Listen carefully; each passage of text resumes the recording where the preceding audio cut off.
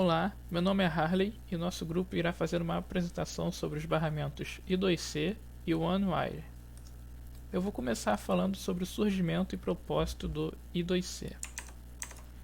Em 1992, a empresa neerlandesa Philips Semiconductors, atualmente chamada de NXP, lançou um novo tipo de barramento no qual há o uso de dois fios para a troca de informações de forma eficiente.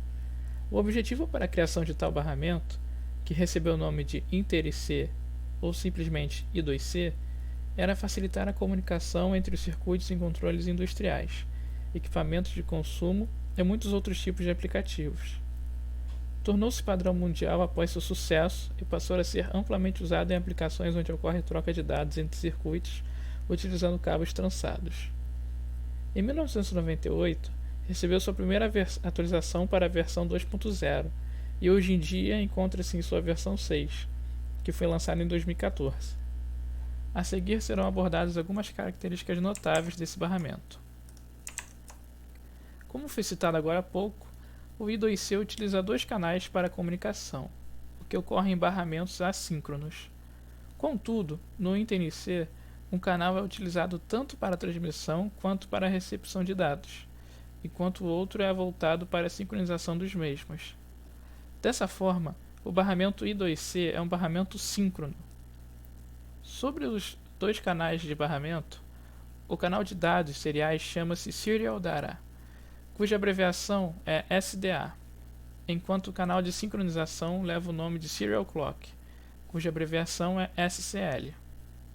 Como o clock é um sinal que oscila entre nível alto e baixo rapidamente, essa oscilação é utilizada para sincronizar os dispositivos cada vez que o clock apresentar certo estado. Além disso, os dois canais de comunicação são bidirecionais, ou seja, os dispositivos de ambos os lados podem utilizar os canais. Esses canais são nada mais do que barramentos que interligam diversos dispositivos entre si. Para que haja comunicação, é necessário que tenha pelo menos um dispositivo chamado mestre, em inglês master, e outro denominado escravo, que em inglês se chama slave. O mestre, como o nome já diz, é encarregado de coordenar a comunicação, ou seja, é encarregado de gerar o clock e iniciar a comunicação. Já o escravo apenas recebe os dados e responde quando é chamado. Cada escravo tem um endereço individual de 7 bits, o qual é utilizado para um mestre conseguir se comunicar individualmente com eles. Como as linhas de comunicação do I2C são de coletor aberto, precisa-se utilizar resistores pull-up para evitar erros na comunicação. A alimentação, que é indicada pelo VDD na imagem, é geralmente de 3.3 ou 5 volts. Em adição, o comprimento não pode passar de alguns metros de fios por conta da sua capacitância, que é de 400 picofarad, o que acaba alimentando o tamanho do endereço, que pode ser de 7, 10 ou no máximo 16 bits, dependendo da versão. Por conta do modo de como a transmissão de dados é feita, e também devido à comunicação half duplex, onde uma única linha recebe e transmite dados, sem conseguir fazer os dois ao mesmo tempo, o I2C possui uma velocidade média baixa, que é de 100 kbps por segundo. Dependendo da versão, pode possuir valores maiores. Contudo, o fato de serem utilizados apenas dois fios para a comunicação de diversos dispositivos acaba compensando pelo lado do baixo custo. Vale ressaltar também que, sendo assim, podem existir diversos mestres ou escravos ligados no barramento. Nesse contexto, dois ou mais mestres poderiam acarretar em conflitos de comunicação, mas o mestre sempre espera o outro terminar a comunicação quando o barramento está sendo utilizado. Já no cenário onde dois mestres desejam transmitir dados ao mesmo tempo, existe uma arbitragem que evita o erro na comunicação, onde cada mestre verifica o nível da linha SDA, que é a linha de dados, e compara com o nível que ele está esperando, o nível que ele mandou definir. Se para um determinado mestre o nível real é diferente do esperado, então este mestre perde o direito de transmissão e espera até o outro mestre terminar o procedimento.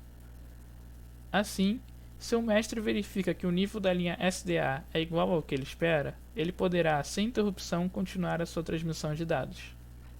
Tal modelagem resulta em uma comunicação organizada e livre de conflitos.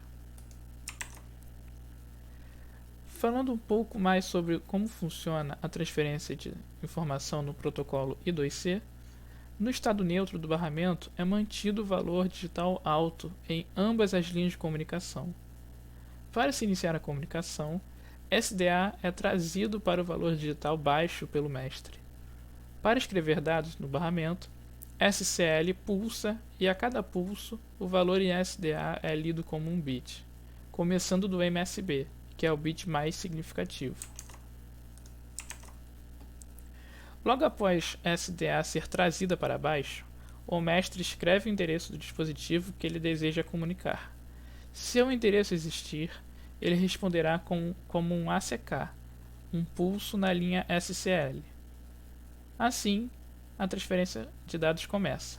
O master escreve o endereço do registrador no slave que ele deseja ler ou escrever e opera, então, em sequência, podendo ler ou escrever um ou mais registradores. Outras características do I2C também devem ser citadas. Por exemplo, a frequência, que pode variar de 100 kHz, que é o original, até 5 MHz, que é o Ultra Fast Mode da versão 4 de 2012. Há outros valores intermediários que foram surgindo com as versões, mas aqui só foram citados os extremos.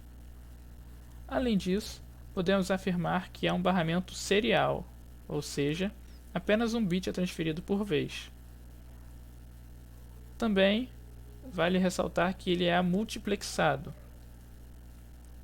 Assim, podemos notar que o barramento I2C é simples e de baixo custo, tendo uma desvantagem em sua velocidade, pelo menos em sua primeira versão. Para terminar, vou falar aqui alguns exemplos de uso prático. O protocolo I2C é muito utilizado para conectar periféricos de baixa velocidade a placa-mães, microcontroladores a sistemas embarcados, a um celular, etc. É ideal para ser utilizado em projetos envolvendo LCDs, podendo estar presente em projetos como Arduino, por exemplo. E era isso que eu tinha para apresentar sobre o barramento I2C. Bom pessoal, eu sou o Alessandro e agora eu vou falar um pouquinho sobre o OneWire. O OneWire é um padrão de comunicação serial assíncrona, ele foi projetado pela Dallas Semiconductor Corp e é bem parecido com o conceito utilizado no I2C. A diferença é que ele opera em velocidades mais baixas e tem um alcance bem maior. Ele é bastante utilizado em dispositivos como sensores de temperatura, relógio de tempo real, sensores de voltagem, corrente, temporizadores e até memória. Todos esses dispositivos eles podem ser alimentados e utilizados com só um fio de barramento, um fio de dados, além do terra, claro, daí o nome OneWire. Ele não necessita de clock e ele funciona com uma sinalização baseada em mestre e vários dependentes. Cada um dos dependentes tem um endereço único armazenado na ROM de cada dispositivo, que é lido pelo mestre, podendo reconhecer cada um dos dependentes sem conflito. Caso ocorra alguma colisão, o software do mestre detecta e logo após isso reinicia a comunicação requerida. A taxa de transferência gira em torno de 16.2 kbps por segundo e a transmissão baseada em pulso alto e pulso baixo. Para transmitir o número 1, o mestre envia um pulso baixo por alguns microsegundos, entre 1 e 15. Para transmitir o número 0, o mestre envia um pulso baixo durante 60 microsegundos. Para receber dados, o mestre envia um pulso de 0 volts entre 1 e 15 microsegundos para começar cada bit. Se o dependente quiser enviar 1, não acontece nada e o barramento volta para a voltagem anterior. No caso do dependente querer enviar um 0, ele altera a linha de dados por 60 microsegundos. E falando um pouco aqui sobre os dispositivos que utilizam essa tecnologia, a gente tem os produtos da Apple com a tecnologia MagSafe, que utilizam um protocolo para poder enviar e receber dados do dispositivo conectado.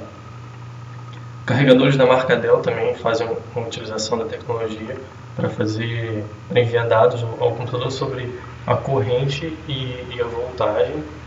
E um dispositivo bem curioso que a gente encontrou foi o Akbil, que ele foi usado como passe eletrônico de transporte público em Istambul por bastante tempo. Semelhante ao Rio Card que a gente tem aqui. Consiste num tipo de invólucro de metal que tem dentro um dispositivo one-wire preso nessa haste de plástico, que você faz o contato na máquina e ele permite a passagem para seja lá o ônibus, o metrô. Foi bastante usado aí, já está em desuso, mas sobreviveu aí uns 14 anos. A gente tem um exemplinho aqui do Akbil sendo utilizado.